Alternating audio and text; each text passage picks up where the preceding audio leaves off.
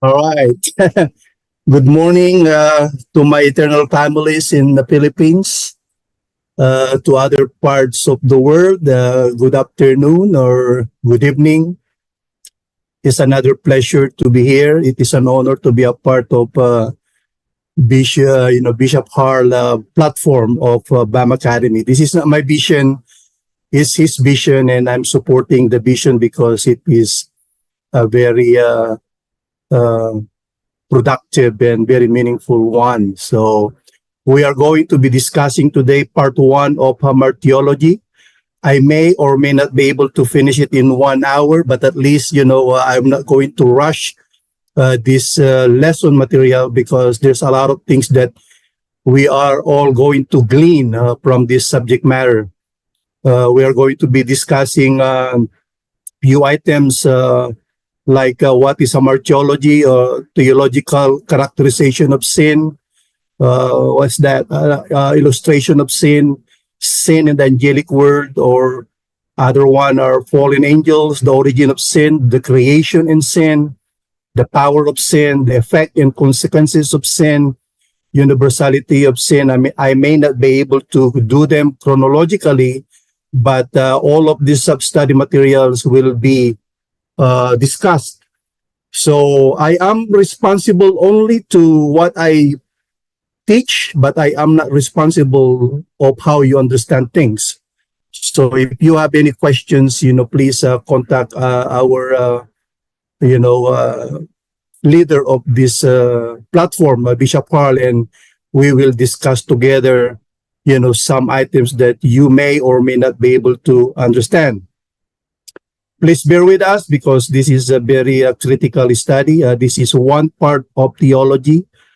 Study of sin is one part of the study of theology. Some of them are soteriology, eschatology, theology proper, all those kind of things. Okay, so again, thank you so much for being patient, for your kindest participation on this BAM Academy. And not many people could be able to go to Bible school and, on a standard basis. It's very expensive, very costly, and it takes a years of study. My master's, it took me 5 years. In my doctorate, it took me another 5 years. That's total of 10 years, of study.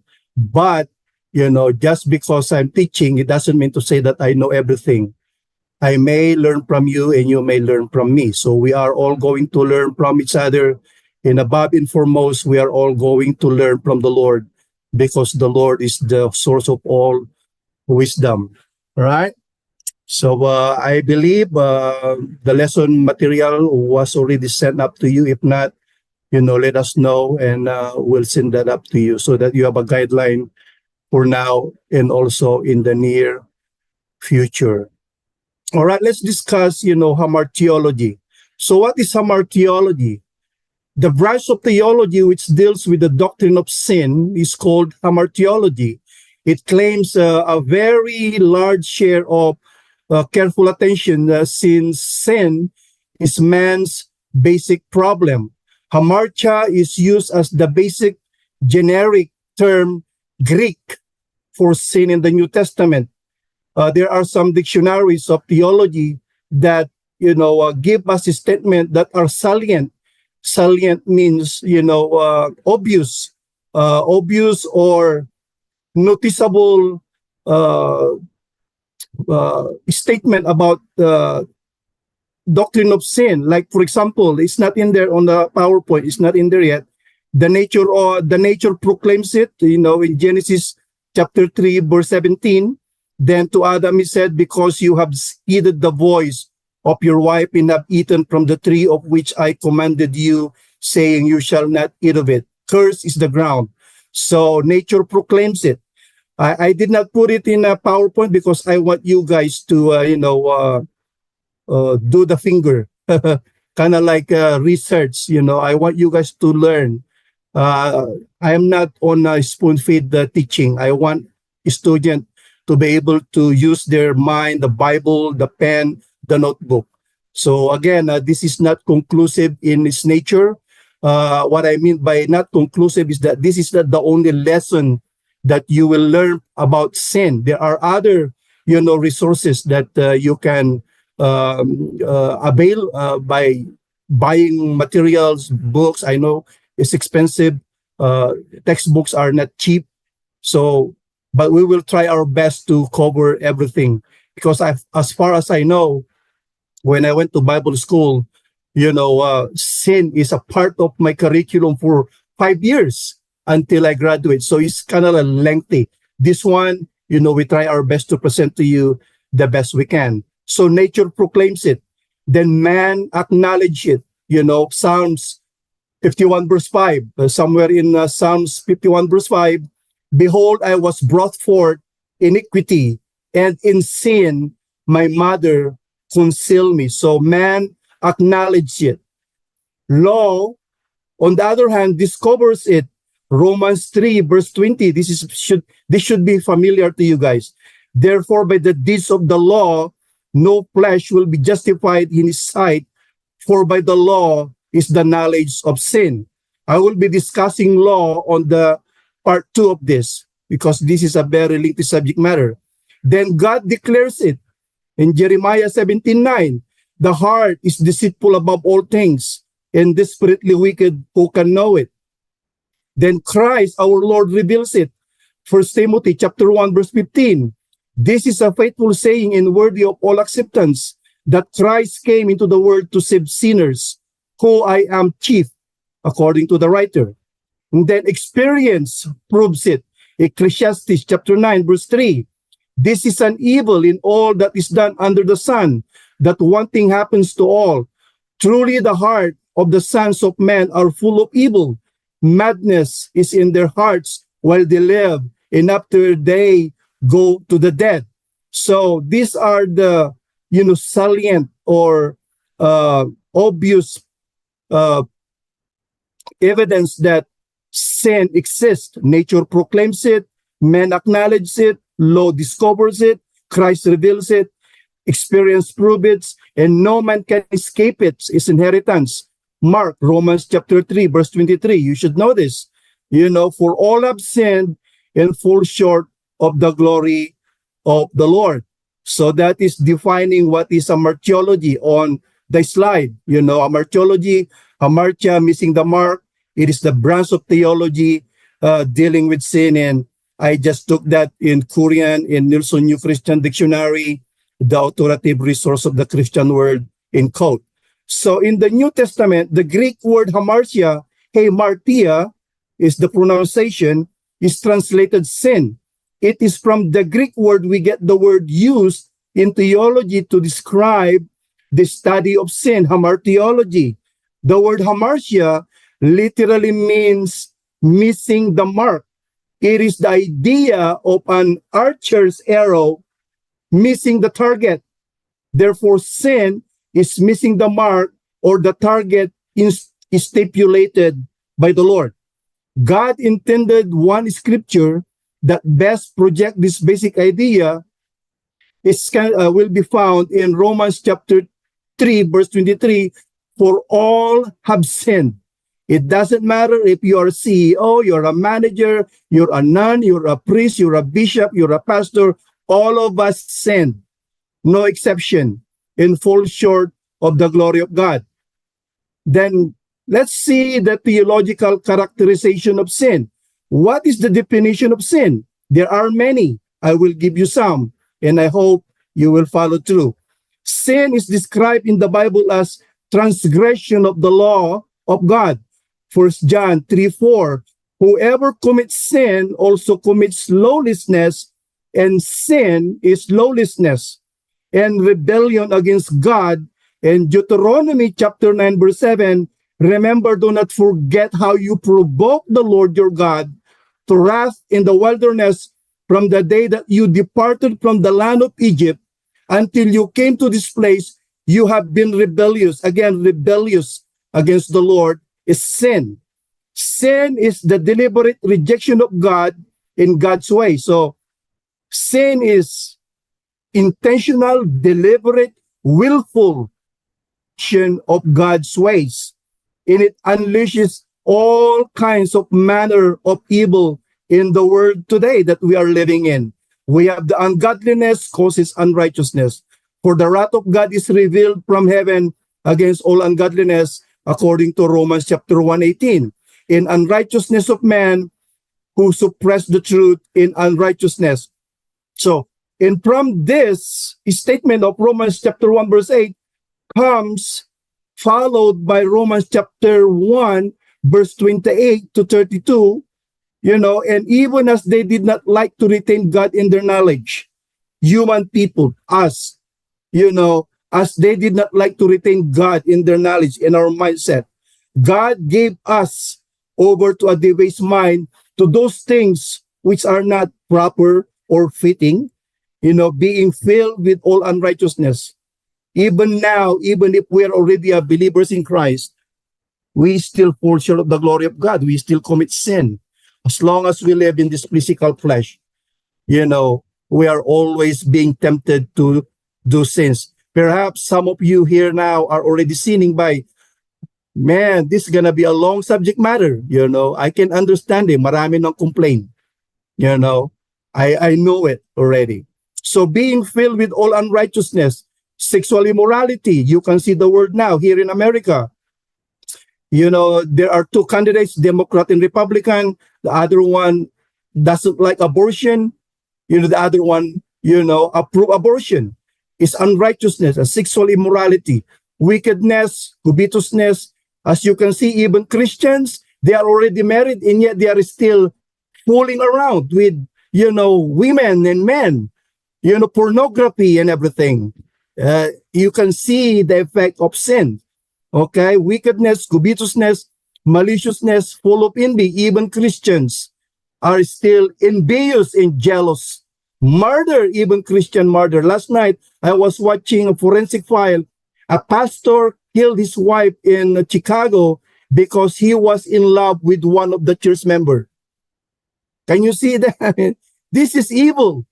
Murder, strife, deceit, evil-mindedness. We are full of, negativity in the church.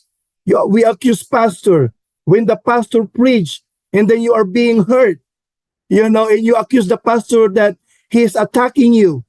In our mind, we create all kinds of evils. They are whisperers, mga marites. They are gossipers, backbiters. You can see this in the world. You can see this in Christianity. There is no exceptions. Haters of God. You might not say, I hate you, God, but when you doubt God on his deity and his power to heal you, you are actually hating God of that. Violent. Even Christians are violent and proud. They are boosters. There are Christians that are puffed up. This is the reason why even in the church ministry, you are not supposed to put a new convert in leadership because they will fall like Satan fall, or pride, they will pop up. That's the reason why before you put somebody, my fellow pastors and leaders, before you put somebody in the leadership, make sure that they are properly trained, properly equipped, because if they are new convert, you put them in leadership, they will become puffed up, and they will become boasters, inventors of evil things, disobedient to parents. You can see this, even Christians, they shout at their parents, they yell at their parents.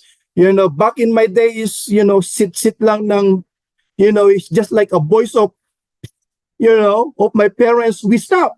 Nowadays, children, they yell at their parents, they are insolent, they are disrespectful, disobedient to parents. Undiscerning, even Christian, they don't discern what is right is what is wrong anymore. Untrustworthy, unloving, even Christians are unforgiving, unmerciful, who knowing the righteous judgment of God, that those who practice such things are deserving of death, not only do the same, but also approve. See, this is the problem. Even as Christians, we know it's wrong. We also approve of those wrong things. And so we compromise. No wonder when Mahatma Gandhi was interviewed in 1980, what does Mahatma Gandhi think about Christians? Mahatma Gandhi says, oh, I like the Christ, but I don't like the Christians. because Mahatma Gandhi noticed and observed that those people who claim to be Christians are the worst people. That's the reason why Mahatma Gandhi, who is a monk, can, can give us a statement like that because of us Christians. We were supposed to be the finest character of behaviors and attitude. you know Instead, there are more better in the world, that are not Christian than Christians, because we are not acting the way we should be. Okay, so painting sin, whatever happened to sin? We seldom hear it mentioned anymore. Let me tell you this: a church who will never preach about sin, who will never preach about repentance, who will never preach about hell, you know what? They are not preaching the gospel. Every church should preach about sin, because that's the main purpose, and that's the only thing that God died for it, our sin.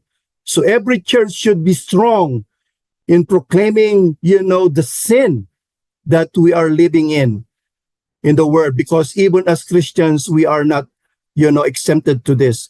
Even in many Christian circles, the word is about as common today as as is a haystack among farmers of, or Model T among cell phones.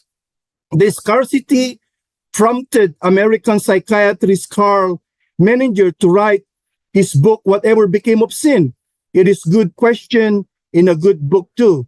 Both Menninger and I agree. In this short lesson, we will see, where did sin come from? Old question.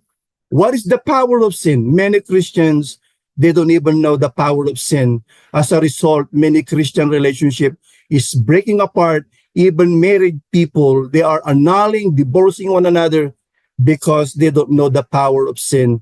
Power of sins can destroy, a 40 years of marriage, one word can be destroyed by that evil sin. So let me see, and let me show you the illustration of sin on the next slide. Sin is not only a failure to measure up to the divine standard, but also primarily disobedience to God. It has a dynamic side. Sin is far more than missing the mark. It is also hitting the wrong mark. So, or to put it another way, sin involves more than the passive failure of what is good and right. It is a positive commission of what is bad and ought not to be. So based on John chapter 3:4, whoever commits sin also commit lawlessness, and sin is lawlessness. Where sin is described as lawlessness means that sin in any way of conformity unto transgressions of the law of God. I'm not even discussing sin in law, the relationship of sin and law for now, because if I will discuss that now, you might be get lost, and I don't like, getting people lost when it comes to theological and doctrinal issues. We will discuss that in the next lesson plan. So sin is a good definition as far as it goes. Sin is more than failure to do what is right. It is also doing what is wrong. So sin is a deliberate rejection of God's stipulated law in God's ways or righteousness. It unleashes all kinds of manners of all kinds of evil that exists in our community, in our government, or in our society. It unleashes all kinds of evil that exists in spiritual hosts of wickedness in the heavenly places, in all the rulers of darkness that we are having spiritual warfare at the moment right now. Okay. So ungodliness causes unrighteousness, Romans chapter 1, verse 18. And from this follows all manners of unrighteousness, evil, covetousness, malice that produce envy, murder, deceit. I already discussed this in Romans chapter 1, verse 29. Okay. So this follows from the Bible's appeal to the holiness of God himself as the basis of his law and criterion of judgment. Illustration of this is in Leviticus chapter 9, verse 2, where God's appeal to his people to be holy was to himself as the standard. You shall be holy, for I am holy, your God. I am holy. God is not saying that we are going to be holy like him, perfect, omniscient, omnipotent. That's not what he is doing, because, being holy in a literal sense or in its a whole picture, we cannot be that way. There are incommunicable characters of God. In this incommunicable character of God is deity, is holiness, is perfection, is omniscience, omnipotent, omnipresence. We cannot be that way. But when God says, be holy for I am holy, he is referring to his communicable attributes, which is his characters. And if you may say, you can attribute that to the fruit of the Holy Spirit. Those are the things that, because God knows that we can never be God like him in a total sense. Okay? Another example of God as the divine standard is when the prophet Isaiah recognized his own sinfulness in his vision. He saw the holy character of God. Isaiah chapter 6 verse 5, in the year that King Uzziah died, I saw the Lord sitting on a throne, high and lifted up, in the train of his robe filled the temple. Above it stood seraphim. Each one had 6 wings. With 2 he covered his face, with 2 covered his feet, and with 2 he flew. And one cried to one another, holy, holy, holy is the Lord of hosts. The whole earth is full of his glory. And the posts of the door were shaken by the voice of him who cried out, and the house was filled with smoke. And Jeremiah says, or Isaiah says, oh man, what's happening? Whoa, it's me. I am undone. I'm done. I'm finished. Tapos na ako dito. Meaning to say that I'm dead. Why? Because I am a man of unclean lips, and I dwell in the midst of people of unclean lips. Isaiah 6, Isaiah 6:5. So therefore, in a definition, sin is missing the mark, badness, rebellion, iniquity, going astray, wickedness, wandering, ungodliness, crime, lawlessness, transgressions, ignorance, and falling away are all sin. This is an accurate definition as long as law is conceived of in its broadest sense, that is defection from any of God's standard. Okay? So strong systematic theology furnishes an example when he defines sin as, and I quote, lack of conformity to the moral law of God, either in act, disposition, or state. Each strong systematic theology, Philadelphia Johnson's 1907 in page 269, and quote. So sin may also be defined as against the character of God. From Romans 3:23, for all have sinned and fall short of the glory of God, where the glory of God is the reflection of his character. This is what I'm talking about, that, these are the communicable character of God, the patience, understanding, long-sufferings, loving, and kindness.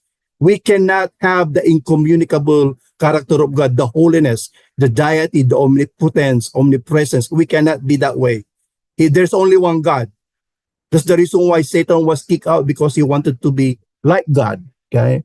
Sin is ultimately as anything in the creature which does not express or which is contrary to the holy character of the Creator. Certainly, the chief characteristic of sin is that it is directed against God. This may be expressed in relations to God's law as well. Any definition that fails to reflect the character of God is not a biblical one. Okay, so the saying that categorized sins are as against self, against others, or against God fails to emphasize the truth that all sin is ultimately against God. Why? Just look at Psalms 51 verse 4 alone. Against you, you only have I sinned, and does this evil in your sight. So anything that we do that are wrongful, sinfulness, it is against God himself, that you may be found just when you speak and blameless when you judge. Romans 8 verse 7, because the carnal mind is enmity or enemy against God, for it is not subject to the law of God, nor indeed can be. No wonder Paul says, be transformed by the renewing of your mind. Because Romans 8:7, because the carnal mind And Paul says in Romans chapter 12, be transformed by the renewing of the carnal mind, because our carnal mind is always at war or enmity against God. So let not our word and definition study sidetrack us from remembering how terrible sin is in the sight of a holy God. Habakkuk said it neatly, you are purer eyes than to behold evil and cannot look on wickedness. Why do you look on those who deal treacherously and hold your tongue when the wicked devours a person more righteous than he? In Habakkuk chapter 1 verse 13. John chapter 1:29, the next day John saw Jesus coming toward him and he said, behold, the Lamb of God who takes away the sins of the world. Okay? Sin in the angelic world. Let's discuss sin in the angelic world. Who committed the first sin? It is not Adam and Eve. Many teachers of the law or the Bible, they always accuse Adam and Eve as the origin of sin. No, it's never. God created, humanity perfectly. Even the angelic world, created everything perfect. We usually think of the biblical account of sin, Adam and Eve in the garden. But when we look more carefully, we see that it was not really the first sin after all. It's never, it never happened that Adam and Eve sinned first. And I don't understand why it's always being attributed to them. Our frontline parents, Adam and Eve, were not the first intelligent creatures to violate the law and the character of God. In Genesis, if you are paying attention to Genesis chapter 3, we are told of one called the serpent, who was already God's enemy, and who tempted the first humans to eat of the forbidden fruit. So thereby disobeying God's clear command not to eat of it, is only an reenactment of the sin of the devil or Satan. So before we discuss the origin of sin in the world of human beings, we must understand sin's beginning among the angels. Okay? On that slide, by the time Eve was tempted, sin had already committed. Even before Adam and Eve, even before Eve was tempted to sin, sin have already been committed somewhere else. Okay? The first woman in the world was challenged to disobey the clear command of God by a tricky, cunning, shrewd, crafty creature called the serpent. Genesis chapter 3 verse 1. Okay, Satan the serpent, the identification of the serpent of Genesis chapter 3 with Satan or the devil is explicit in two passages in the book of Revelation. The first of these can be found in Revelation chapter 12 verse 9. The great dragon was cast out, that serpent of old, called the devil and Satan, who deceives the whole world. Then the second passage can be found also in Revelation chapter 2 verse 2 or Revelation chapter 20 verse 2.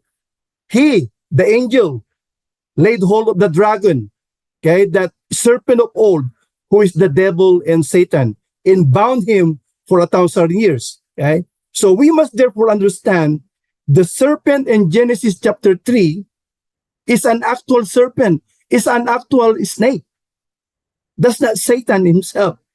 It is an actual serpent who really talked, through the malicious power of the devil, influence of the devil, but who was an instrument of Satan. Okay, Satan, in other words, used the serpent as his tool in leading our first parents to sin against God. But Adam and Eve is not the first, a violator of the law of God. Okay, so when did Satan sin? I don't know. It's not in the Bible. What was his sin? You know already. Some of them should already know this about the 5 I will of Satan. What was his sin? Was he the only one who sinned? I don't think so. Before asking these questions, we should ask, was Satan created evil? A lot of people believe that Satan was created evil. No, he was not created evil. Or did he initiate his sin by his own free will? Because everything that God has created he gave free will, even the angelic world.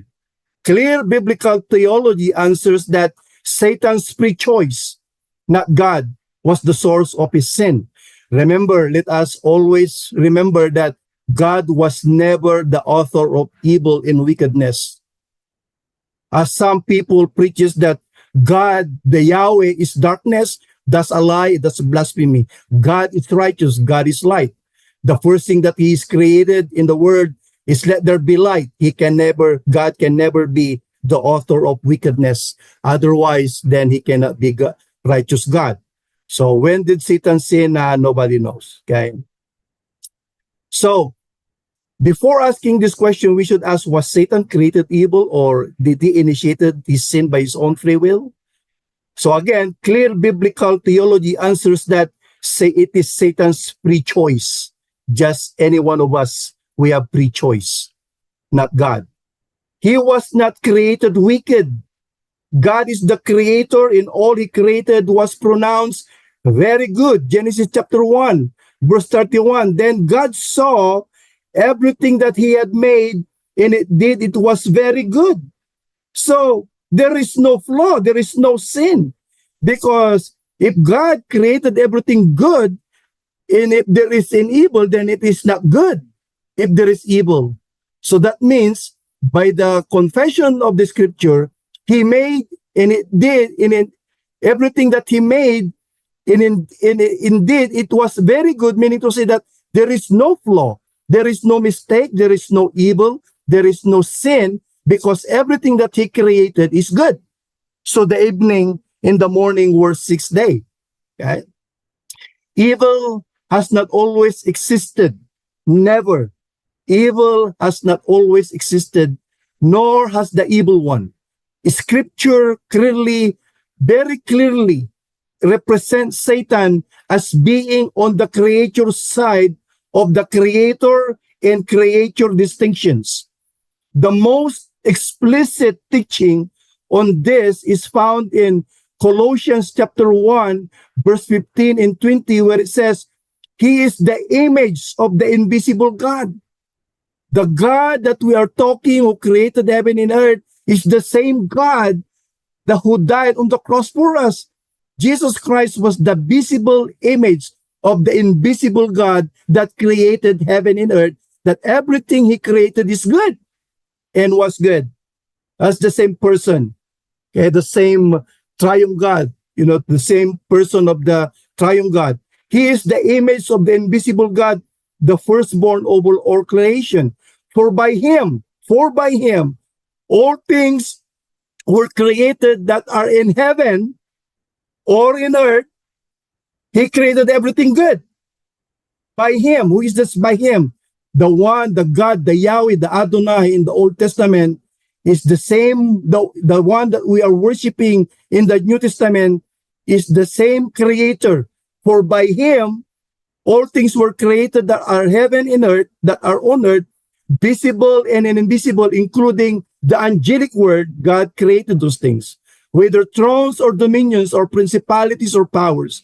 All things were created through him, created by him, created through him. It's the same God, and for him, the same God. And he is before all things. The one who created all things was before all things. So meaning to say that the same God in the Old Testament that we are worshiping, that we know of, in the same God that we are worshiping in the New Testament is the same thing. Okay? So that this text affirms that Jesus was the agent through whom God created all things, including things that are in heaven, the angelic world, and on earth, both visible and invisible. So again, clearly both of these expressions were extended to be all-inclusive. Moreover, all things in heaven, in the first place, agree to the invisible things, in the second, and the things on earth relate to the visible things. So the invisible things in heaven are those that are not subject to examination by our five senses, but are nonetheless real. Good and evil spirits fall into this category. So when God created everything, there is no evil. Satan make his choice. Okay? So when did Satan sin? I don't know. There is nothing in the scripture. The Bible does not state specifically when Satan sinned. It clearly presents him as a wicked in the worst possible sense, but it does not tell us exactly when he became wicked. He is seen in the scripture as the chief opponent of God, leader of other fallen angels or demons. Jesus himself identified Satan, Beelzebub, and sometimes the Lord name him the prince of demons. In Matthew 12, verse 22 to 32, the biblical writer, on the other hand, presents Satan as the chief of the wicked angels who sinned before Adam and Eve. 1 John 3:8, he who sinned is of the devil. He who sins, tayo, it pertains to us. Us who sins is of the devil. That's the reason why, when we sin, we are of the devil. We need to get rid of this evil work in our flesh. He who sinned pertaining to us or humanity is of the devil. For the devil had sinned from the beginning. Not from the beginning of the creations of Adam and Eve, but in his beginning in heaven. Okay? Prior to Satan's fall in descent from the presence of God, Satan belonged in heaven, an archangel named Lucifer, a rational and perfect being created by God. So John 8:44 says, you are of your father the devil. That's the reason why we Christians, we need to make sure that we are living in the ways of God. Otherwise, if not, then we are living in the ways of our father the devil. I don't know about you, but I cannot accept that my father is the righteous God. I am reconciled to my Father through the death of Christ Jesus Christ on the cross. So my Father is the Father of righteousness. I will not accept, that I am following the footstep of the father of the devil. And it says, you are of your father the devil. In the desires of your father you want to do. And it says he was a murderer from the beginning. Not from the beginning of Adam and Eve, but he was already a murderer from the beginning of his creation until he revolted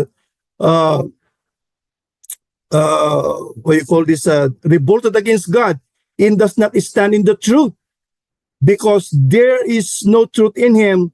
When he speaks a lie, he speaks of his own resources, for he is the father of all lies. Okay? So the first use of the name Satan is found in 1 Chronicles chapter 21, verse 1. Now Satan stood against Israel and moved David to number Israel chronologically. Remember when David made census, for the land of Israel, and God was mad and he was displeased? This is it. Now Satan stood up against Israel and moved David to number Israel. Chronologically, this is preceded by Job, which was written earlier. Satan is found throughout Job chapter 1 all the way to chapter 2, and literally means Satan adversary in Hebrew. Okay, so Satan means adversary in Hebrew. Another name appears on the Old Testament in the New King James Version. How you are fallen from heaven, O Lucifer, son of the morning. How you are cut down to the ground, you who weakened the nation. Isaiah 14 verse 12. This is the only passage that uses the name Lucifer to refer to Satan. This name doesn't come from Hebrew, but it comes from the word Latin. Perhaps this translation into English was influenced by the Latin Vulgate, which uses the name. So in Latin, Lucifer means light bringer. The Hebrew is Halil, and means light bearer, shining one, or morning star.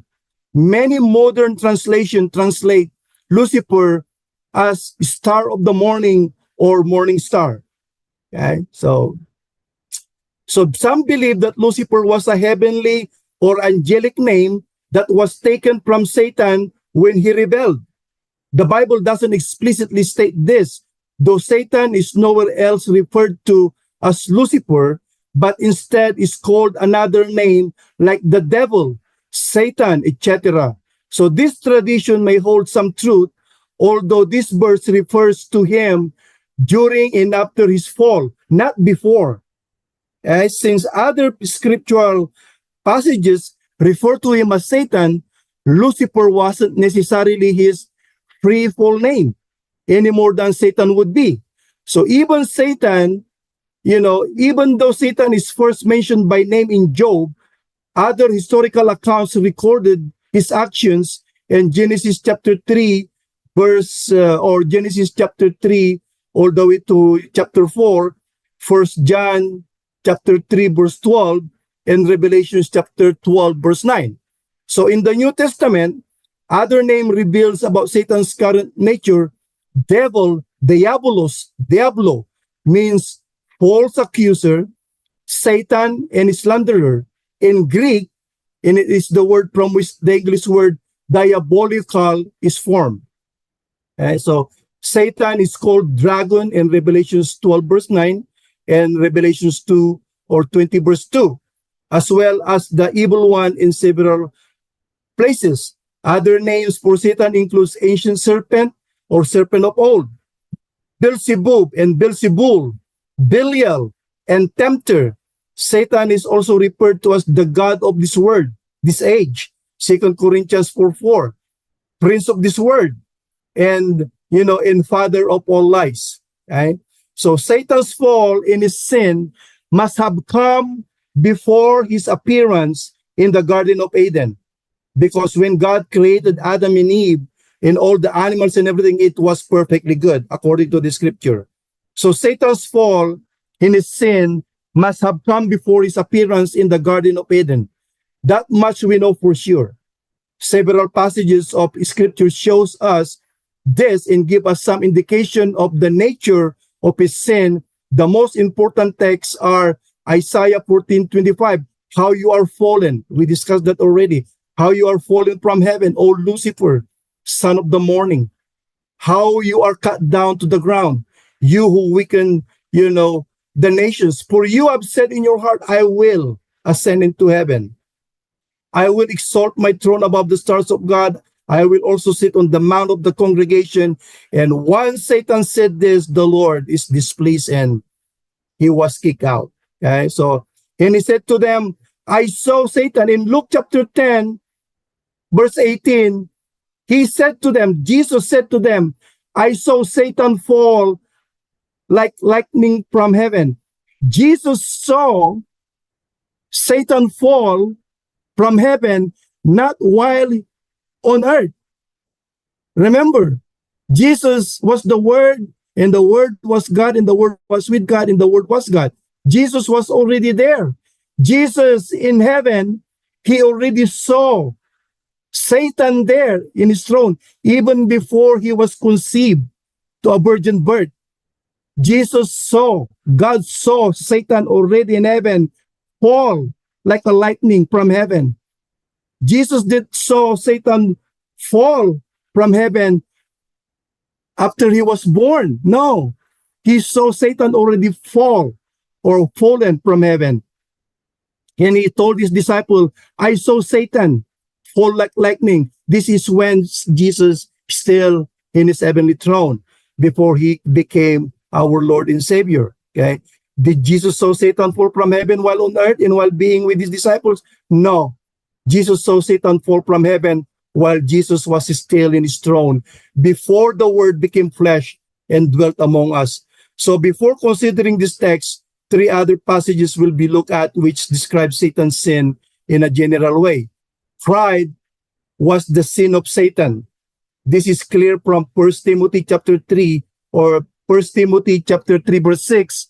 Here Paul was giving qualifications for elders in the local church.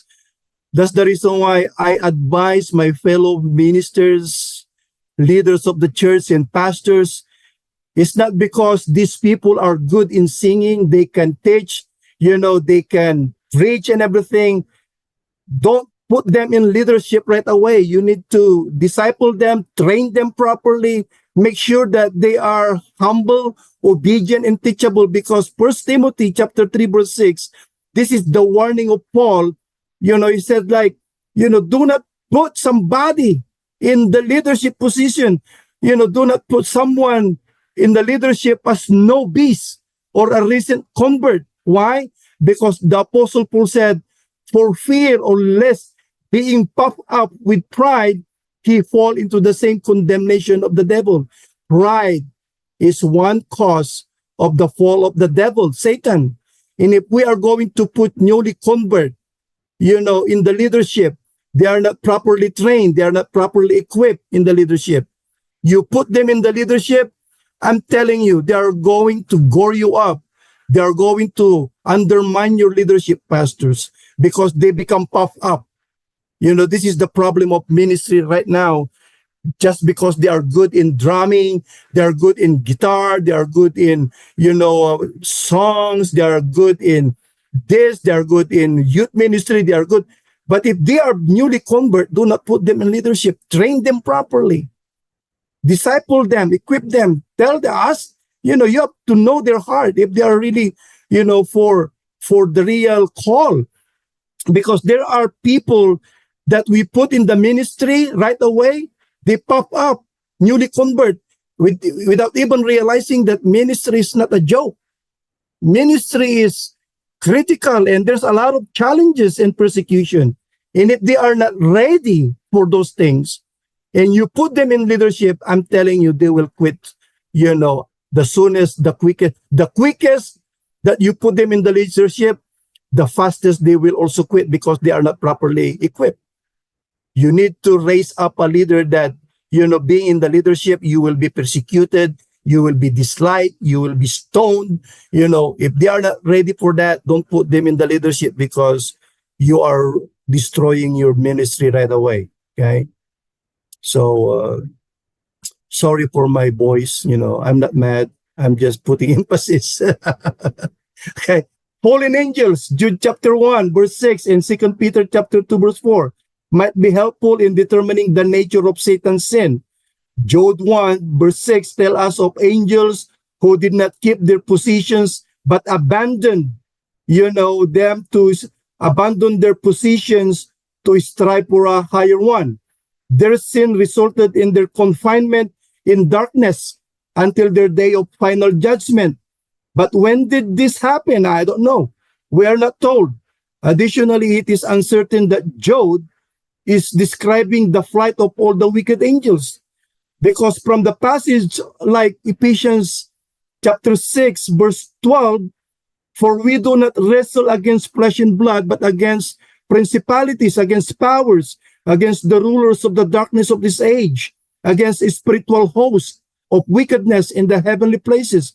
So from that statement, it appears that some wicked angels are free to roam our space today, to inflict the saints, to inflict us.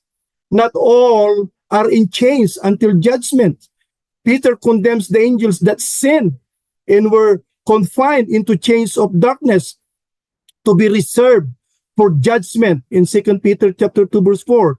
Peter does not say what their sin was. Okay? Satan is not mentioned specifically in either Jude 6 or 2 Peter chapter 2, verse 4.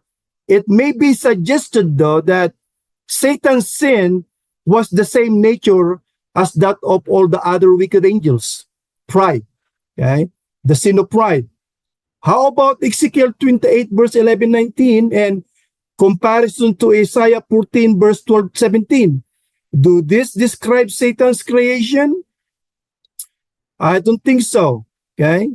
Moreover, in Ezekiel 28, verse 11-19, moreover, the word of the Lord came to me, saying, Son of man, take up a lamentation for the king of Tyre. This is talking about the king of Tyre.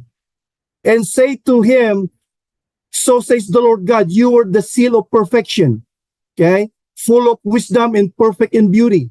You are in Eden, the garden of God. How can this be the king of Tyre? This is a too much accolade of human being. There is no human being that is so perfect. But on this one, it says you were the seal of perfection. There is no human that is so perfection. But God created angels that are perfect until they sin. So you were the seal of perfection, full of wisdom and perfect in beauty. You were in Eden. The king of Tyre cannot be in Eden. You know, he was before, he was after a long years after Adam and Eve were born. You were in Eden, the garden of God. Every precious stone was your covering. The sardius, the topaz, and the diamond, beryl and onyx and jasper, sapphire, turquoise, and emerald with gold. The workmanship of your timbrel or pipes was prepared for you on the day you were created. So this perfect illustration was prepared before, Satan was created. You were that anointed cherub. There you go, verse 14. You were anointed cherub who covers. I establish you. You were on the holy mountain of God. You walked back and forth in the midst of fairy stones. You were perfect in your ways. From the day you were created, there is no human being created perfect like this, except Adam and Eve, because they were so perfectly created back then. And verse 16, by the abundance of your trading, you became filled with violence, and you sinned. Therefore, I cast you as a profane thing out of the mountains of God. Okay? Verse 17, your heart was lifted up because of your beauty. You corrupted your wisdom for the sake of your splendor. I cast you to the ground. I laid you before kings that they may gaze at you. You defiled your sanctuaries by the multitude of your iniquities, by the iniquity of your trading. Therefore, I brought fire from your midst. I devoured you, and I turned you to ashes upon the earth in the sight of all who saw you. And move on. Okay. Many debate whether or not Ezekiel 28 verse 11 to 19 has Satan in view. But if it does, then it provides us with a number of descriptive details as to the characteristic of Satan's original condition, that is creation. All agree that the subject of verse 1 to 9 of Ezekiel 28 is judgment on Tyre in its leader, the king. The question is, do verse 11 and 9 go beyond human leader to reveal things about something or someone else? Could be obvious. It seems clear that the Spirit of God working through Ezekiel had in mind an historical leader of Tyre in the condemnations. It is just as certain that there is reference here also to one greater than his historical, this historical human leader, namely Satan. There are simply too much elevations and figures like seal of perfection, perfect in beauty, in Eden, in the garden of God, anointed cherub. This cannot talk about men. Perfect, meaning to say, to be literally true of any human leader. The human leader is in view in verses 1 to 10, and Satan, the superhuman leader of the wicked angels, seems to be primarily in view in verses Ezekiel 28 verse 11 to 19. So there can be no mistake that Satan was perfect creation of God before he became a rebellious angelic power. Okay, assuming Satan's sin is described in Ezekiel 28 verse 11 and 19, it is found in verse 15. This would be the Bible answers to the question of where sin originated. This interpretation fits with our Lord's description of Satan before his critics. The devil, he said, was a murderer from the beginning. Not on the beginning of Adam and Eve, but in his beginning in the angelic places. John 8:44. Satan's sin came from himself, not from God. Okay? Do not accuse God that he is darkness. Some people, preach that Yahweh is darkness. No, it's no, it never. God never is a creator. Not God never is, wickedness in him. the Adonai, the Lord, Adonai, the Lord, great Lord. El Elyon, I speak about this on the names of God. El Elyon, the God Most High. Elohim, the all-powerful, one Creator. El Olam, the eternal God, the everlasting God. Jehovah, Yahweh, I am, the one who is, the self-existent one. Emmanuel, God with us. The same Adonai, the same El Elyon, the Elohim, the El Olam, the Jehovah Yahweh, Emmanuel, Jesus Christ, Emmanuel, God with us, is the same God in the beginning, in the same God that we have now until to the end. Emmanuel, God is with us. Who is this with us? The Adonai, the El Elyon, the Elohim, the El Olam is with us. The I am is righteous in the expressions of light. God was never darkness, contrary to those who teach that Yahweh or Jehovah is darkness. Never. Think God commanded is light. Genesis 1 verse 1 to 3. In the beginning, God created the heavens and the earth. The earth was without form and void, and darkness was on the face of the deep. In the Spirit of God, so this is the plural existence of God the Father, the Son, and the Holy Spirit, was hovering over the face of the waters. Then God said, let there be light, and there was light. And God saw the light that it was good. All these false teachers that God is darkness. He was light and righteous from the beginning to the end. He is God of mercy and grace, but he is also a just God, meaning he does not condone sin. He does not condone evil. He doesn't condone wickedness, but never God is the author of evil. We have a choice. Satan have a choice. He could have stayed there. But what of Isaiah 14, 12, 17? When his 5 I wills, does this text refer to Satan and his sin, or simply to the king of Babylon mentioned in verse 4? How you are fallen from heaven, O Lucifer, son of the morning, how you are cut down to the ground, you who weakened, the heaven or the nations, for you have said in your heart, I will ascend into heaven. I will exalt my throne above the stars. Boy, when he said this one, he got kicked out. Okay, that's the reason why all of us, we need to become teachable, humble, and obedient. Because if God put you there in that position, and if you are if you are arrogant, cocky, and you name it, prideful, God will. If God put you in that position, if God put us in this position, and if we are not humble and obedient and teachable, God also has the power to remove us. If he can do that to Satan, what makes you think and what makes me think that God cannot kick me out? God has the power to do that. He's God. If he is displeased in our attitude as leaders and Christians, God can always remove us from where he put us to. So where is sin's origin? So where did sin originate? You already know it. Where was it first expressed in opposition to all that is holy and good, and not only as a hypothetical possibility? Sin first found expression in the angelic world. Lucifer sinned first.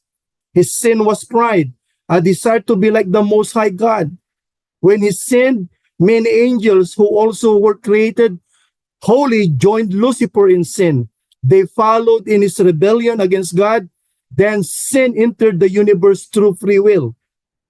Angels are spiritual beings created by God. Only God has no beginning and has no end. Everything else has beginning. That's why I like, Acts chapter 17, verse 28. In him we live, we move, and have our being. Without God, we are not even alive today. I'm not being here, as your professor, or you're not even being there, listening right now, if God choose that our life will be taken away last night or today.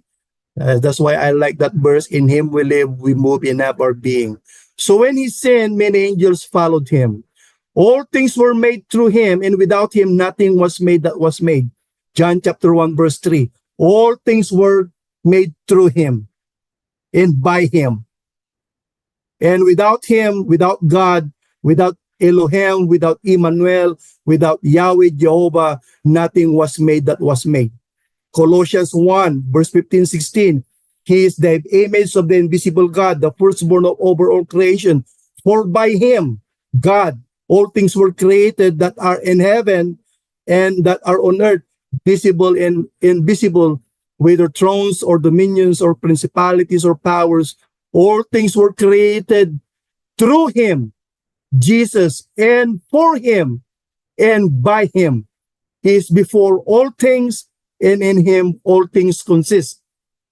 And he is the head of the body, the church, who is the beginning, the firstborn from the dead, that in all things he may have preeminence. A.J. Young, New Testament critical commentary. So they possesses essential elements. Last time I remember Professor Donnie mentioned that Satan has character, has a face, has emotions. So Satan and all the bad angels, the demons, they possess essential elements of personality, intellect, emotions, and will, and the power of self-determination. This means they have the power of choice. From last lessons of Satanology, Professor Donnie said Satan have personality, attitude, and character. Now let's discuss the creation and sin. Yeah, we're almost done. 24 hours more. Just joking. Creation and sin. The story of the Bible starts suddenly. In the beginning, God created the heavens and the earth. So you see, God created the heavens and the earth. It is not he created the earth in the heavens. No, created the heavens and the earth. Meaning to say in heaven, he already created the angelic host even before creating anything else on earth. Genesis chapter 1 verse 1. Already in existence prior to matter, space or time. The eternal self-existence God creates the universe in all that exists. Bruce Walk introduces Genesis chapter 1, verse 1 to 3. The creation account is a highly sophisticated presentation designed to emphasize the sublimity, power, majesty, and wisdom of the Creator, and to lay the foundation for the world view of the covenant community. In quote, Bruce Walk, Genesis, a commentary, Grand Rapids, Michigan, Sonderban, 2001, page 56. Another one by C. John Collins in Genesis chapter 1 to 4, linguistic, literary, and theological commentary, and I quote, as the chief character, God creates, says, sees, separates, names, makes, appoints, blesses, finishes, makes holy, and rest. So he created everything in 6 days and he rests. In quote, John C. Collins, Genesis chapter 1, linguistic, literary, and theological commentary. God transformed the initial unformed, empty, dark, and watery cosmos into something good. Okay? Carefully crafted, filled, and blessed it with light and land. God creates out of nothing. Man created out of something. God created something out of nothing. Man created something out of something. Like your house, the chair. Man created those things out of steel, metal, and everything, but God created everything out of nothing. He controls the chaos, form is according to his purposes, and fills it with plants and animals. God is not like other gods in the ancient Near East. Gordon Wenham observes in a quote, God is without peer and competitor. He does not have to establish his power in his struggle with other members of a polytheistic pantheon. The sun and moon are his handiwork, not his rivals. Gordon Wenham, Genesis 1:15, WBC, Word 1987, chapter page 37-38. So the true God is not the sky, the sun, not the moon, not the water, not the trees, not the animals, nor anything else created. Unlike the gods that we have now, especially in Roman Catholicism, they have so many gods made of wood, clay, they even nail them into the altar, even give them food to eat. They think that those idols can eat. No, they cannot eat. They have mouth, but they cannot eat. They have eyes, but they cannot see. They have ears, but they cannot hear. They have hands, but they cannot touch. They have feet, but they cannot walk, because they are not a living God. The living God we have is in heaven. Okay? So the true God is not the sky, not the sun, not the moon, not the water, not the trees or animals or anything else created. God created everything. Not those idols, though. We created idols. Not God did not create idols, and they are subject to Him. The creation is neither God nor a part of God. He is absolute in us, independent existence, and creation has originated from Him and continually depends on Him as its sustainer. And I quote a while ago in Acts 17:25-28, so that they should seek the Lord in the hope that they might have group for Him and find Him, though He is not far from each one of us. For in Him we live, we move, and have our being, as also some of your own poets have said. So the heavenly creator is sovereign with amazing authority and power. Like the king, he can affect his will by his very word, even bringing things into being out of nothing. He further displays his authority over all creation by his calling and naming elements. So the supreme sovereign creator is also personal. As you can see, his relationship with us is so personal that he have to send his only begotten son to suffer and die for us. So on each day, God is personally involved in every detail of the creation, crafting, designing, managing, engineering everything in a way that pleases him and benefit his creatures. In a dramatic fashion, on the sixth day, he personally creates man in his own image, breathing life unto him. The personal God has made human personal as well, with the ability to relate to God, live in community with one another, and have dominion over all creation. Okay, so as D.A. Carson reminds, we are accorded with an astonishing dignity and have implanted within us a profound capacity for knowing God intimately. And I quote D.A. Carson, The Gagging of God, Christianity Confronts Pluralism, Grand Rapids, Michigan, Sonderban, 1996, page 205. Okay, so by creating us in his image, God distinguishes us from the rest of creation and establishes that he is distinct from us. We are not gods, but creatures made in his image. Okay? So again, as Allen Rose summarizes, God has prepared human beings, male and female. There is no in between. There is no other gender in between.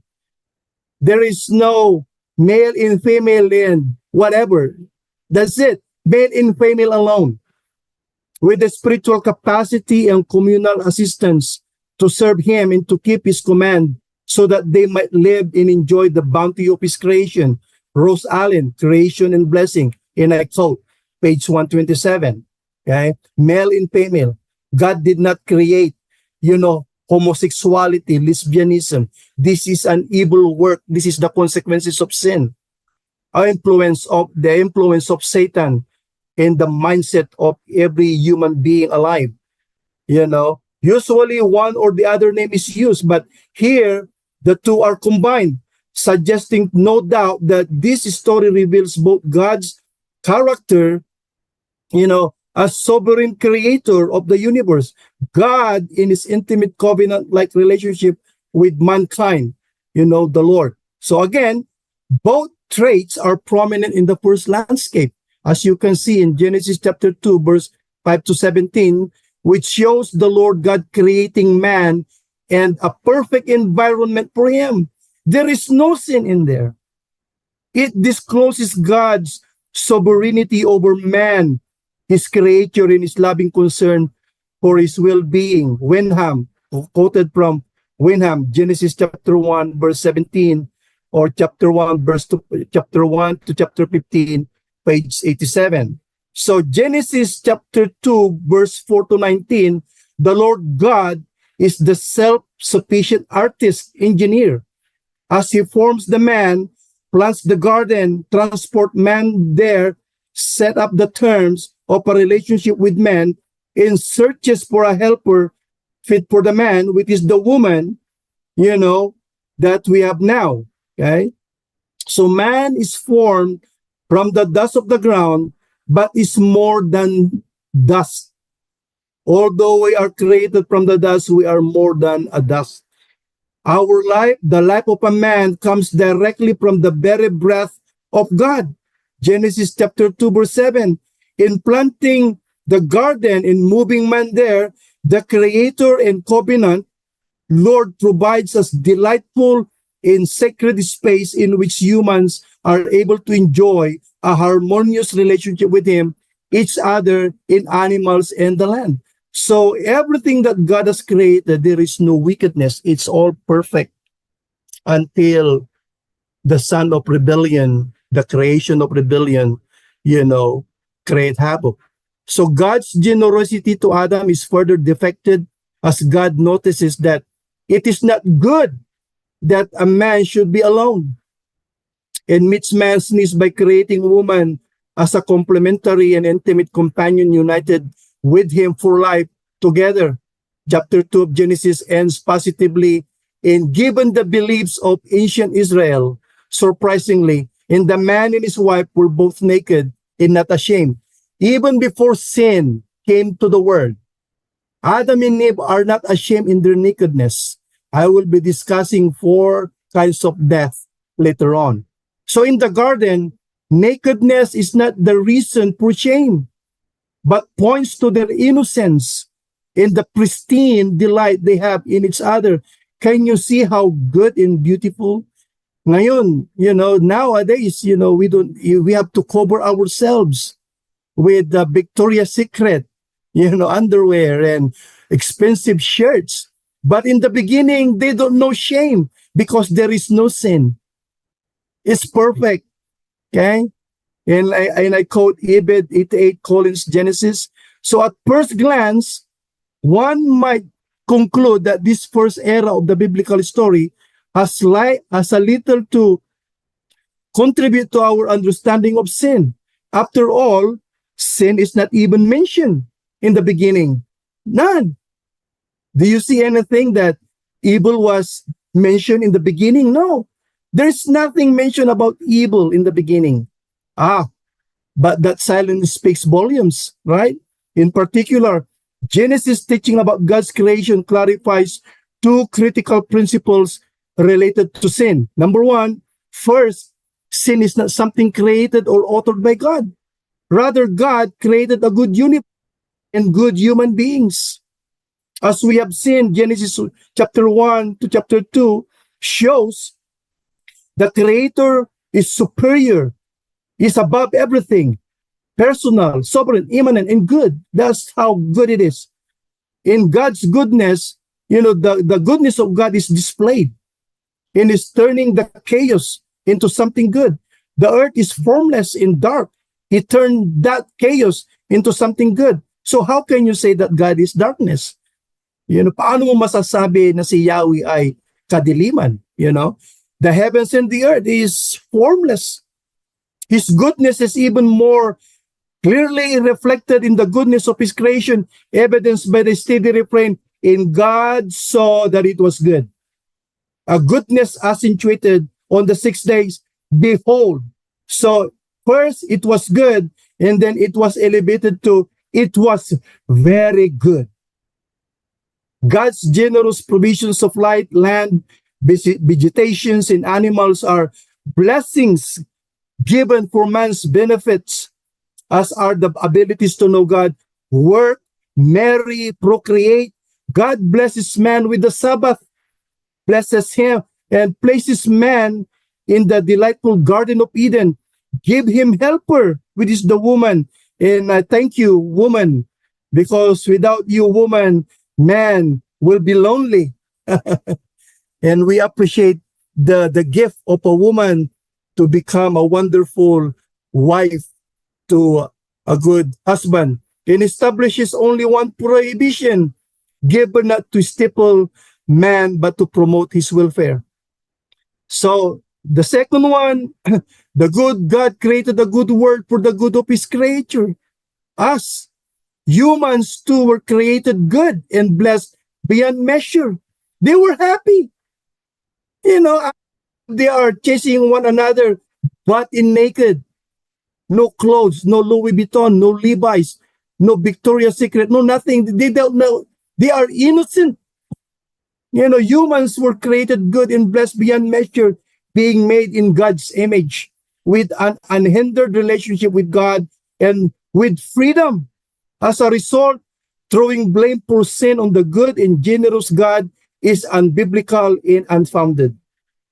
Michael William observes, and I quote, by beginning with the story of creation rather than the fall, Scripture proclaims categorically that sin is an intruder.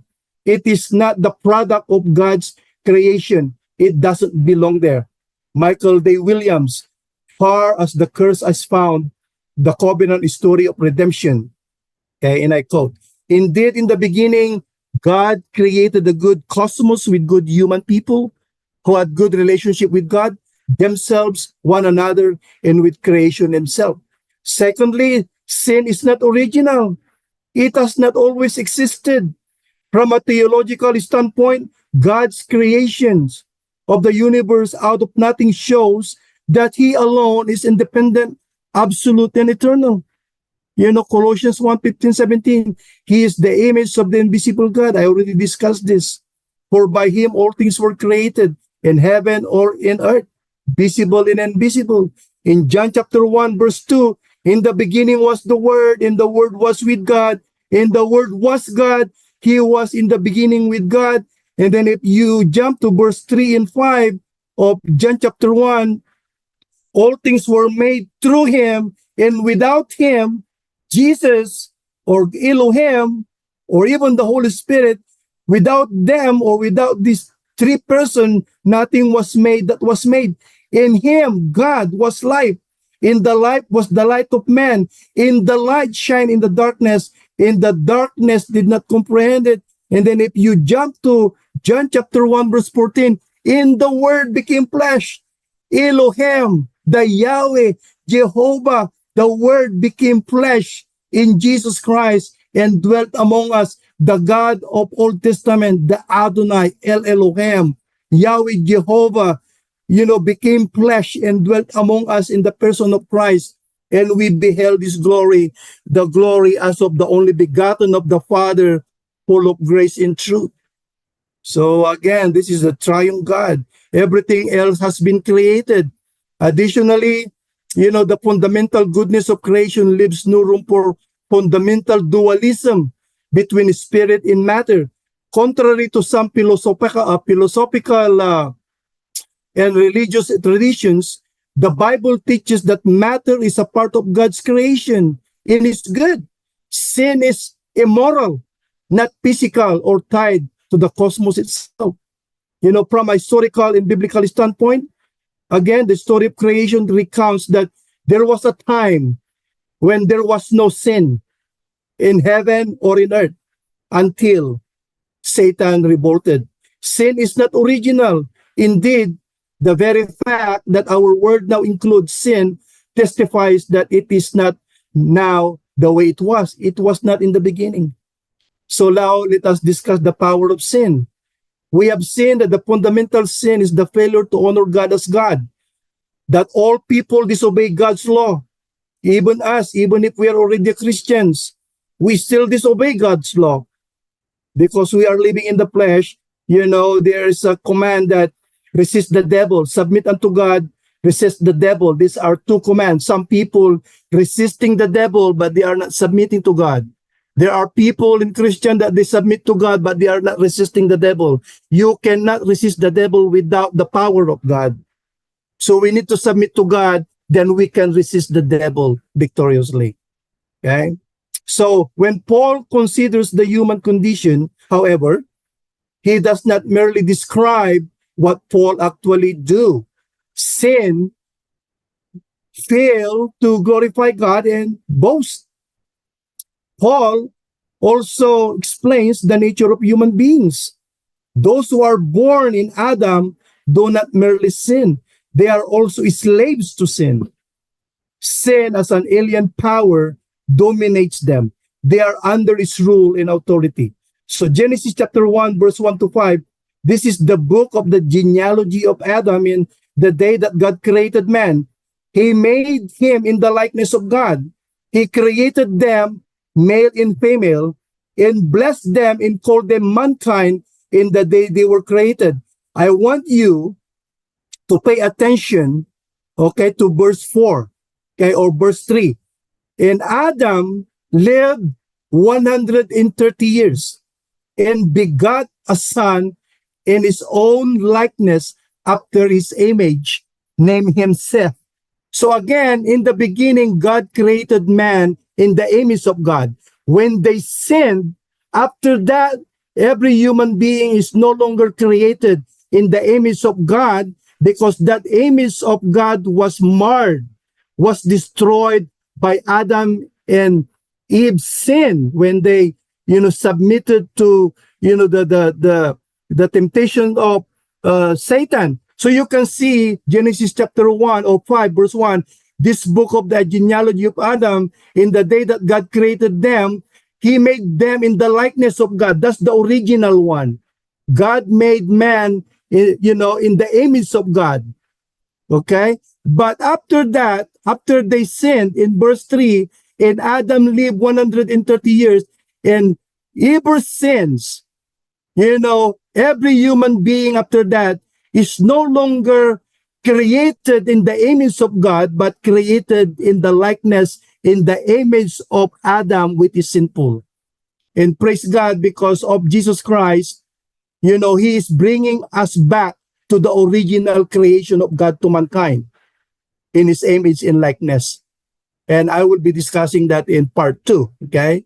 So a lot of people, was confused with this one. Yes, in the beginning, God created man, in his likeness perfectly. But then when they sinned, everyone else who was born of Adam is no longer in the image of God, but in the image of Adam, which is sinful. Okay? So it is vital to understand that sin is a power, that exerts control over those who are in Adam. Sin, as we have seen previously, consists in failure to keep God's law. But sin is also tyrannical power that exercises its dominion over those imprisoned by sin. It enters the world through Adam's sin and exercises its way over all people until now.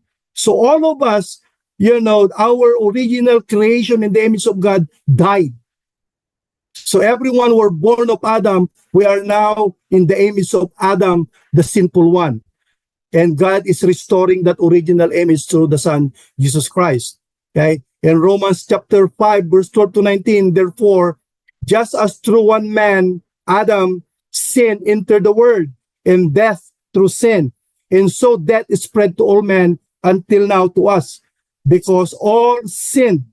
For until the law, sin was in the world, but sin is not imputed when there is no law. I'm not even discussing about the law here. Okay, we will discuss that in the near future. Nevertheless, death reigned from Adam to Moses, even over those who had not sinned, according to the likeness of the transgressions of Adam, who is a type of him who was to come, which is pertaining to Jesus, But the free gift is not like the offense. For by one man's offense, many died. Much more the grace of God in the gift by the grace of the one man, Jesus Christ, abounded to many. And the gift is not like that which came through the one man Adam who sinned. For the judgment which came from one offense resulted in condemnation. The one offense of Adam resulted in condemnations to all humanity.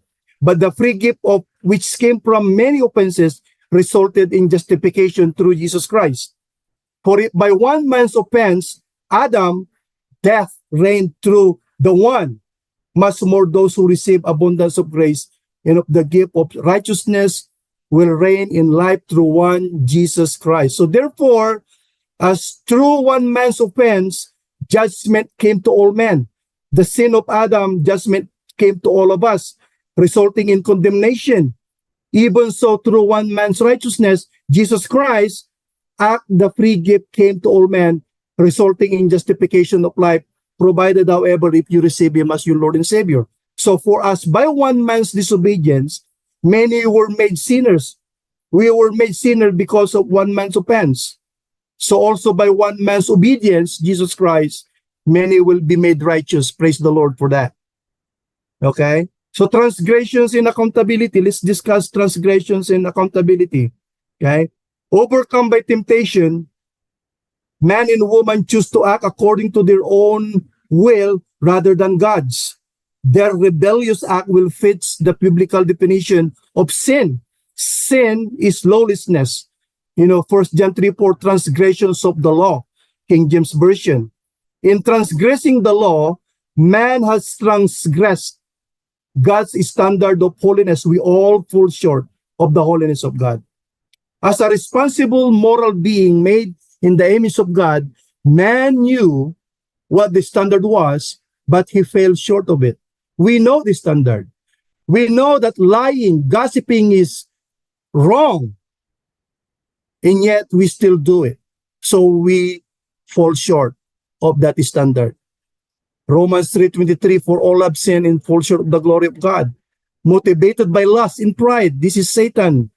In 1 John chapter 2, verse 15-17, do not love the world or the things in the world. If anyone loves the world, the love of the Father is not in him. So you see a lot of people, even in Christianity, my goodness, even during the Sunday service, people are playing around with their cell phones. They are not paying attention to sermons. They are giggling. Oh my gosh, we cannot be an effective minister. We cannot be effective light and salt of the earth if we Christians supposed to be in the world to become light. But the problem nowadays is that the world is in the church, and the church are us, people. It's not the building. For all that is in the world, the lust of the flesh, the lust of the eyes, and the pride of life is not of the Father. This is of the world. And who is controlling the world? Satan. And the world is passing away in the lust of it. But he who does the will of God abides forever. No wonder the Lord says, not everyone who calls to me, Lord, Lord, will enter the kingdom of heaven, but only those who do the will of my Father in heaven. So now again in verse 17, 1 John 2, verse 17, in the world is passing away in the lust of it, but he who does the will of God, connected to that statement of Jesus that not everyone who calls to me, Lord, Lord, will enter the kingdom of heaven. But here, only those who abide in Christ. Okay? So man had engaged in rebellion against God. In shame, the man and the woman attempted to hide themselves from the presence of God, having lost their innocence. Now they became aware of their nakedness. No more running but in naked, because they became aware of their, sinfulness. Okay, so God called on Adam and Eve to answer for their conduct. This is accountability of our sins, not because he was not aware, but because they must give account. Though they attempted to evade their responsibility in the matter, God held them accountable. As you can see that in Genesis chapter 3, verse 8-13. So what is the effects and consequences of sins? Many.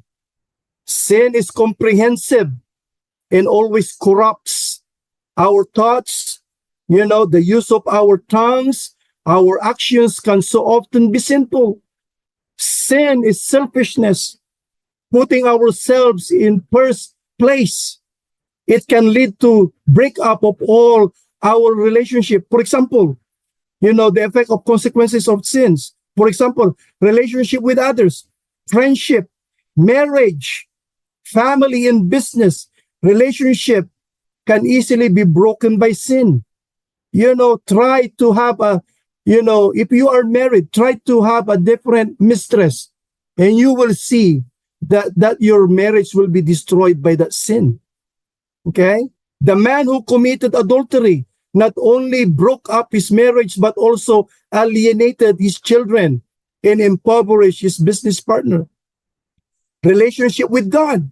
Sin creates a barrier between us and God. Sin is the only reason why Jesus died on the cross. And if we keep on sinning, then we are going to be separated from the Lord, because sin separates us from the Lord. A man prayed in his home but felt his prayers bounce back from the ceiling. He was right, because his sin had formed a wall between him and God. If we are sinning, our prayers will not be heard, because the sin hinders our prayers. And no amount of praying could get rid of it. Relations with self. Sin causes us to feel guilty, and our relationship with ourselves is hurt. So the problem of sin needs dealing with once and for all.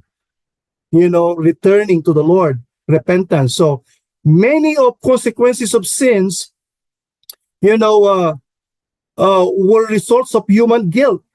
Adam and Eve were ashamed and sought to cover themselves. They were afraid and tried to hide from the presence of the Lord.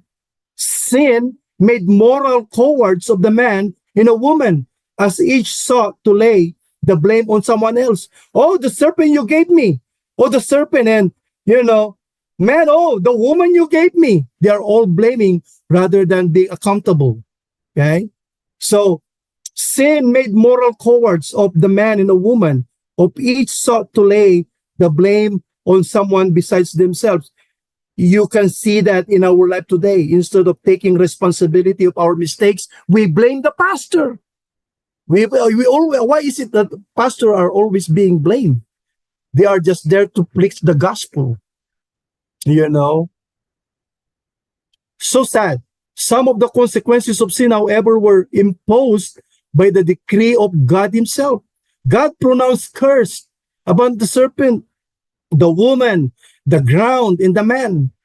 The serpent was cursed above all cattle and beasts. Before he was cursed, snake was a wonderful creator, or a creation.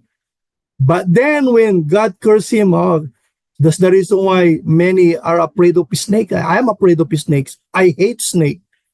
And I don't even like to look at snake. It reminds me of how cunning and traitor he is.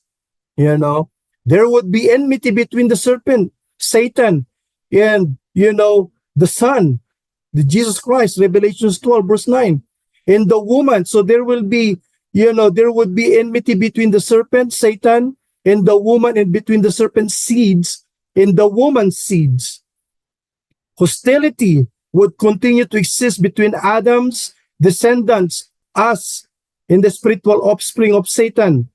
Okay? The temptation and sin of the first man and woman would be only the first of the continuing efforts of our adversary, the devil, to seek and devour his prey.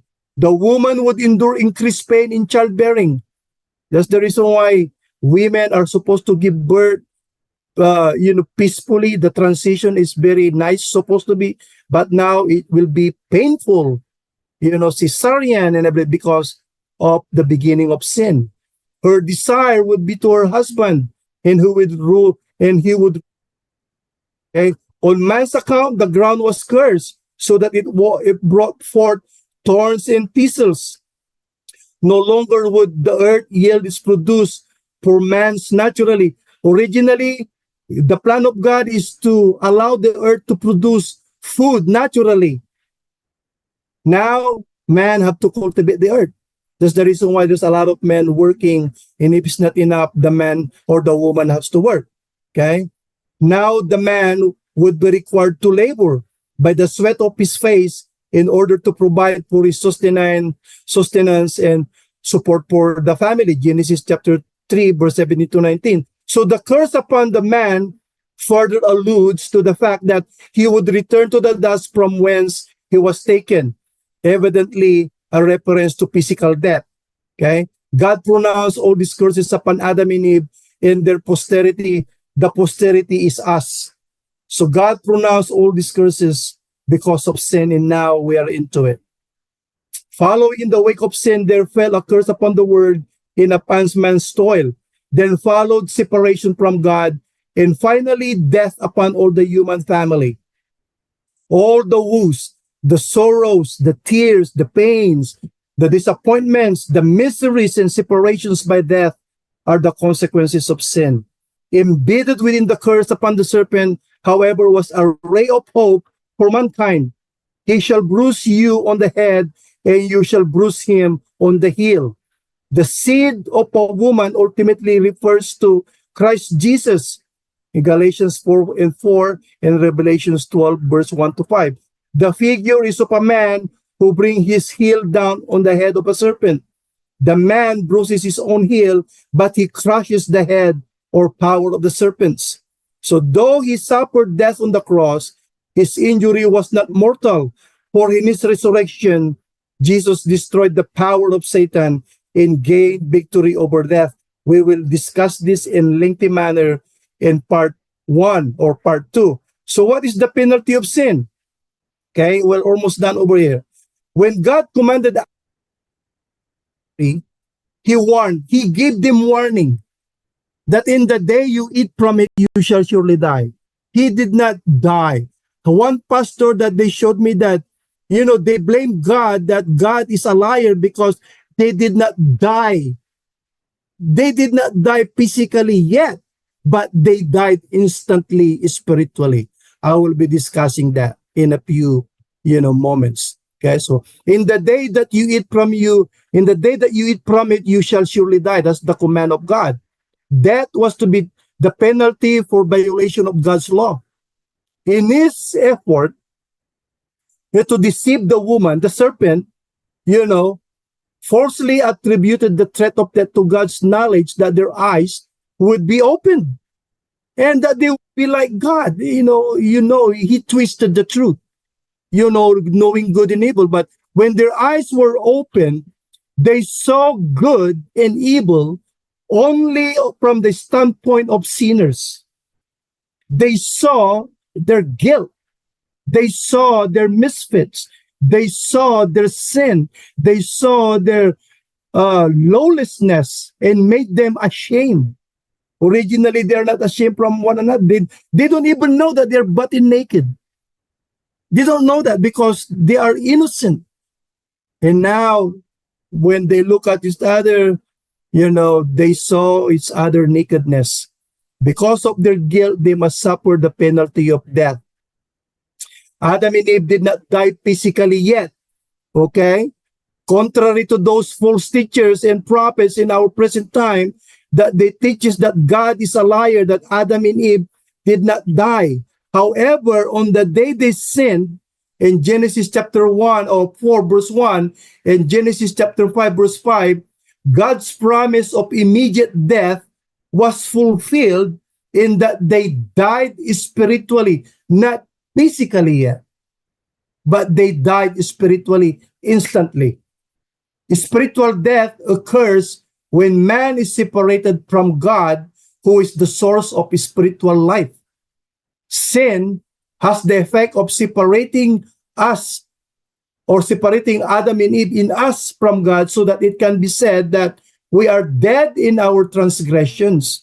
Isaiah chapter 59 verse 1 and 2, and Ephesians chapter 2 verse 1 to 5.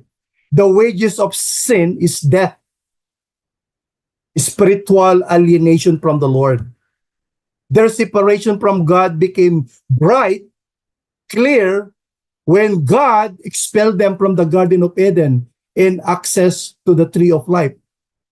So you see, there are false teachers that they accuse God that he is a liar, that Adam and Eve did not die. No, they died spiritually immediately. Adam's sin was death in a fourfold, fourfold. And this is where we are going to end up. I'm sorry I take some of your time, but this is very important. Adam's sin was death in a fourfold sense. In that PowerPoint, to begin with, first, Adam and Eve died in a spiritual sense. Sin brought an end to their personal obedient and loving relationship with God. They were alienated from God. That's the reason why nowadays, in order for us to be reconciled to the Father and cure that alienation, we need to pass through the Lord Jesus Christ. God said, I am the way, the truth, and the life, and no one comes to the Father except through me. No one can be reconciled to the Father except through me. Okay? The Lord said, sin alienated them from God and God from them. The broken commandment brought broken communion. And so we read, therefore the Lord God sent him out of the Garden of Eden. Genesis chapter 3 verse 23. Adam and Eve died immediately in their spiritual relationship with God. So God is not a liar. They died spiritually but not physically yet. Here comes now the other one. Secondly, Adam and Eve died in a moral sense because the joy and the peace they had previously experienced in God's presence, in God's company, immediately turned into fear and shame. So we read that the moment they ate the forbidden fruit, it's not apple, okay? It's not apple. It's not orange. It's not mentioned what kind of tree. It's just it's a fruit, Yeah. And then the eyes of both of them were open and they knew that they were naked. That's moral. When you know that you are uh, naked, that's moral. That's the reason why we have those prostitutes selling themselves. They have lost their moral sense. People who are already married and still having relationship with other men or women, even Christianity are guilty of that. That's moral. They lost their moral sense. So they died moral sense. Okay? And they sawed, fig leaves together and make themselves coverings. And they heard the Son of the Lord God walking in the garden of the cool of the day. Can you imagine that? God is walking in the cool of the day in their midst. I want to experience that. I hope, the day will come that I will be experiencing that. And Adam and his wife hid themselves from the presence of the Lord God among the trees of the garden. They were suddenly overcome with a sense of guilt and unfitness that is moral sense. Now here comes the third death, the physical death. The third death from Adam and Eve's sin is the seeds of physical death were planted in their bodies. That's the reason why we are now dying nowadays. Originally, man have to live eternally. But now, because of the sins, we die now. Okay? So there's a physical death. Were planted in their bodies to begin the steady process of aging. Sino sa atin, who among us is getting younger? I cannot say that. I'm getting old. I'm getting old myself.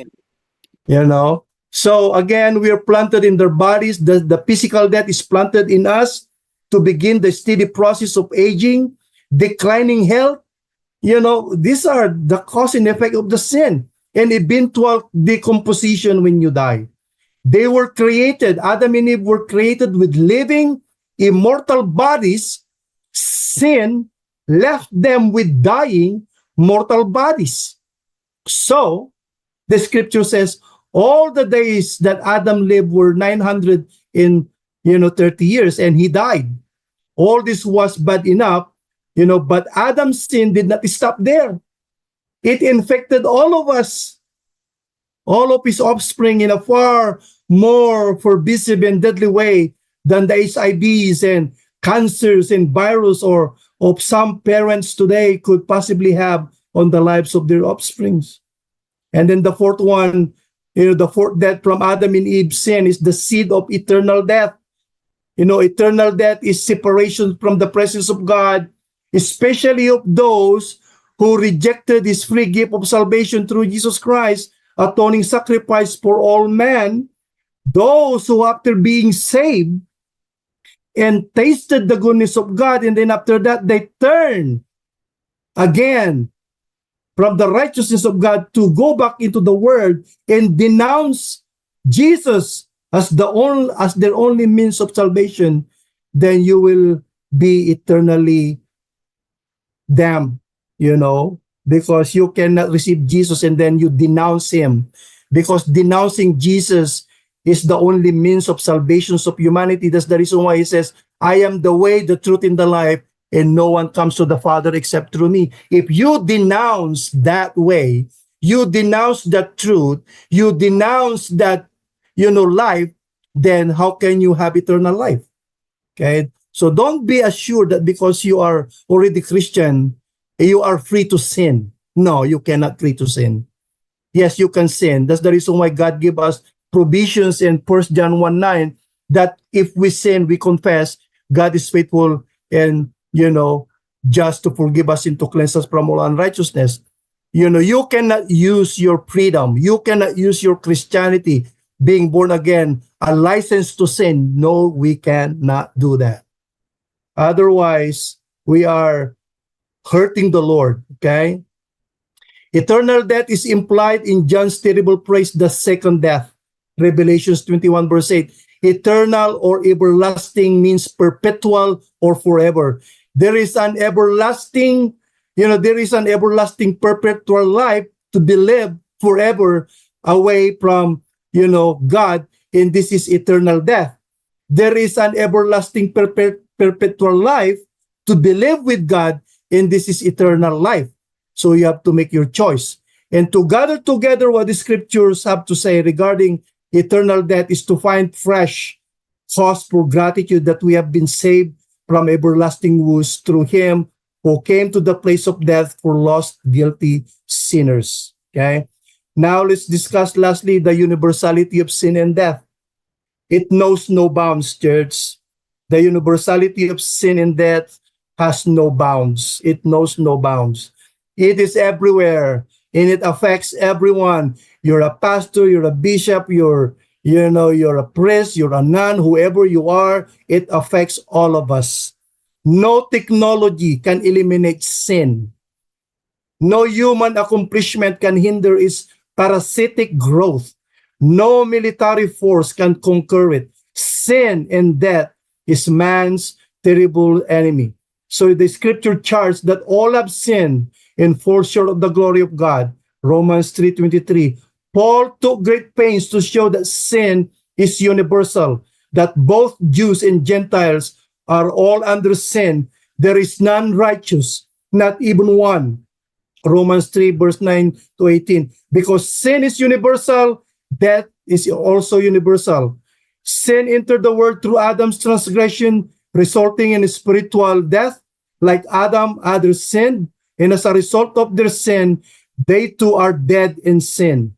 So the universality of sin is often explained by widely held theories involving original sin and inherited depravity.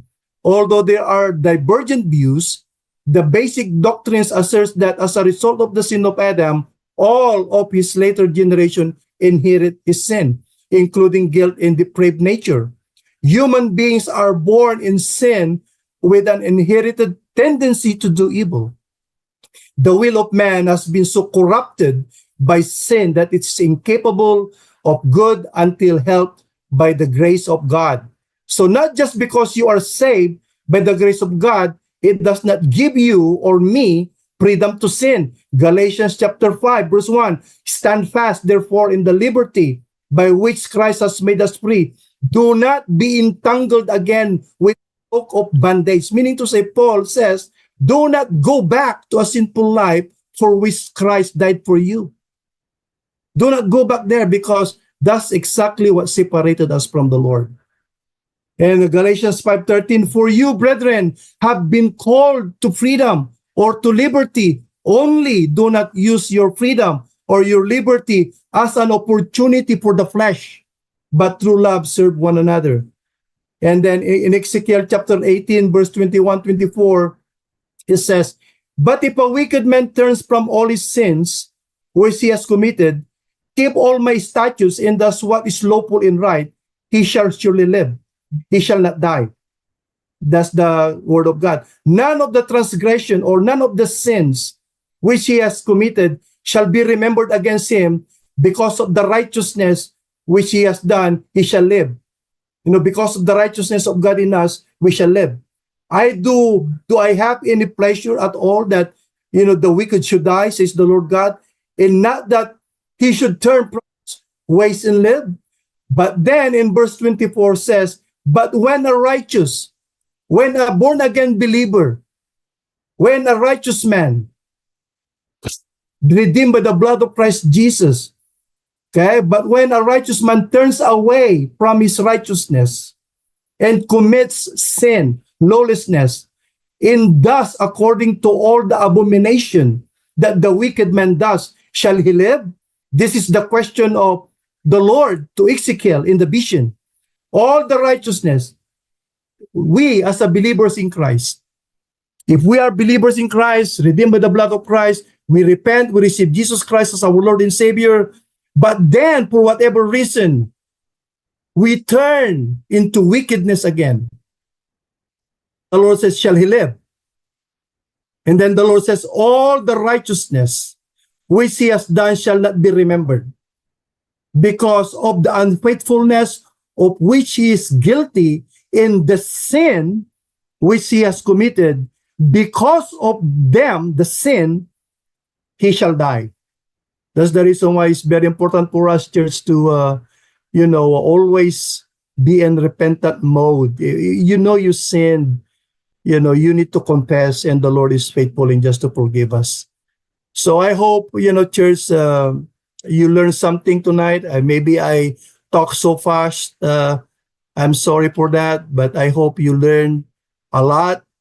If not, just shoot Bishop Harl and let Bishop Harl be the one to chew my butt. Let Bishop Harl be the one to rebuke me if I make mistakes or anything. Okay?